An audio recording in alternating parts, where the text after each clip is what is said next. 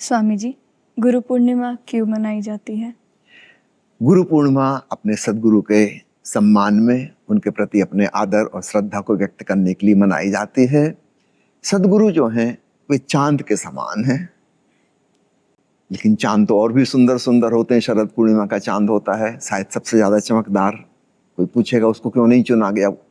आषाढ़ की पूर्णिमा, बरसात के दिनों में, इसको क्यों चुना गया?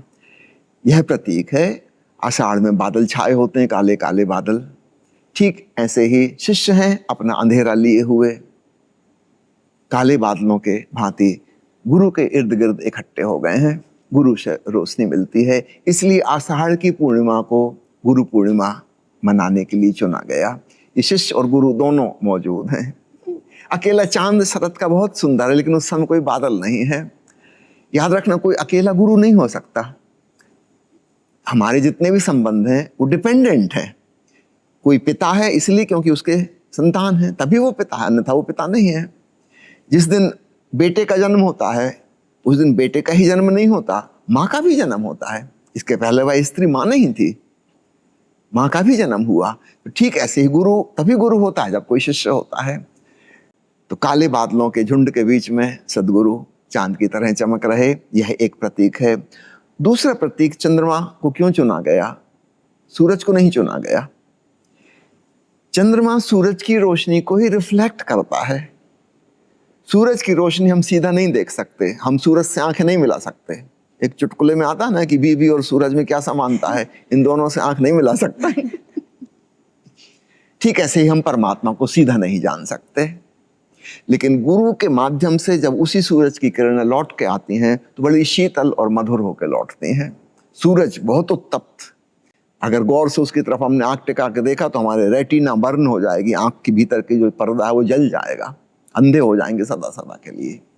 तो परमात्मा की तरफ हम सीधे दृष्टि नहीं उठा सकते, लेकिन गुरु के माध्यम से वही रोशनी है।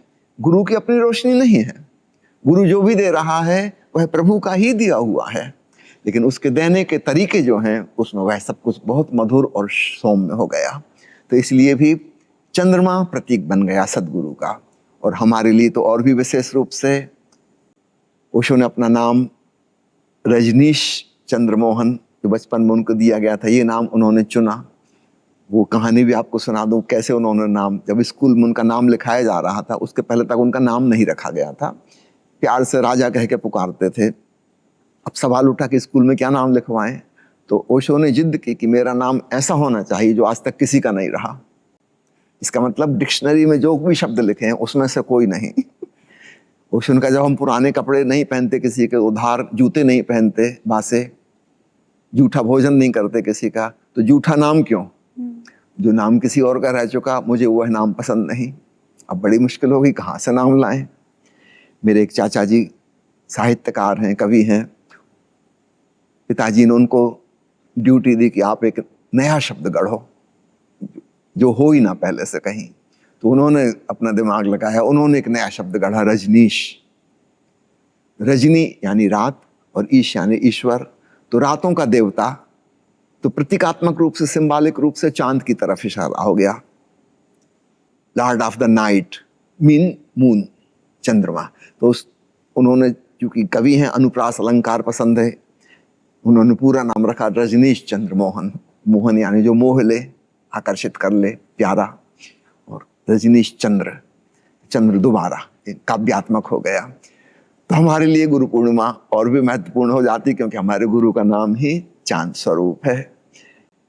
मैं आमंत्रित करना चाहूँगा सब मित्रों को, गुरु पूर्णिमा का उत्सव मनाया जाने वाला है, उसमें पधारिए। बड़ी सुंदर संगीत संध्या होगी, कुछ बहुत प्यारे प्यारे कलाकार मित्र आ रहे हैं भजन की, डिवोशनल सॉन्ग्स की प्रस्तुति करने। आइए, संगीत में डूबिए, और केवल बाहर के संगीत में ही नहीं, भीतर के संगीत में। जब कोई सदगुरु अपनी देह छोड़ देता है उसके बाद वह ओंकार स्वरूप हो जाता है।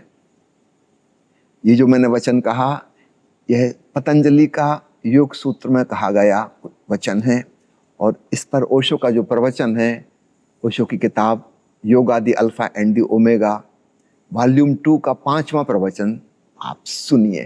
अगर आप हिंदी अनुवाद पढ़ना चाहें तो पतंजलि योग सूत्र का 15वां प्रवचन पढ़िए, तब आप इस बात को ठीक से समझ पाएंगे। हमारे प्यारे सद्गुरु 1990 में देह मुक्त हो गए, महापरिनिर्वाण हो गया। अब उनसे अगर जुड़ना है तो पतंजलि कहते हैं ओंकार की साधना में डूबो। एक संगीत तुम्हारे भीतर गूंज रहा है, सभी सद्गुरु उसी में समा गए। उनकी सरिता ओम रूपी सागर में विलीन हो गई, वे सागर स्वरूप हो गए, वे स्वयं परमात्मा हो गए। और उनसे जुड़ना है तो ओम की ध्वनि में डूबो। अगले सूत्र में पतंजलि कहते हैं कि विदेही सद्गुरु से जुड़ने के लिए साधक को, शिष्य को ओम की साधना करनी चाहिए। तो गुरु पूर्णिमा के दिन हम यहाँ संगीत में डूबेंगे, बाहर का संगीत, और बीच बीच में गैप आएंगे जहाँ अचानक सब थम जाएगा, रुक जाएगा, और उस सन्नाटे में भी हम सुनने का प्रयास करेंगे। जल्दी हम पाएंगे वह अंतर्ध्वनि अनाहत नाद सुनाई पड़ने लगा और ओशो से हमारा जोड़ बन गया। बहुत बहुत धन्यवाद। जय ओशो।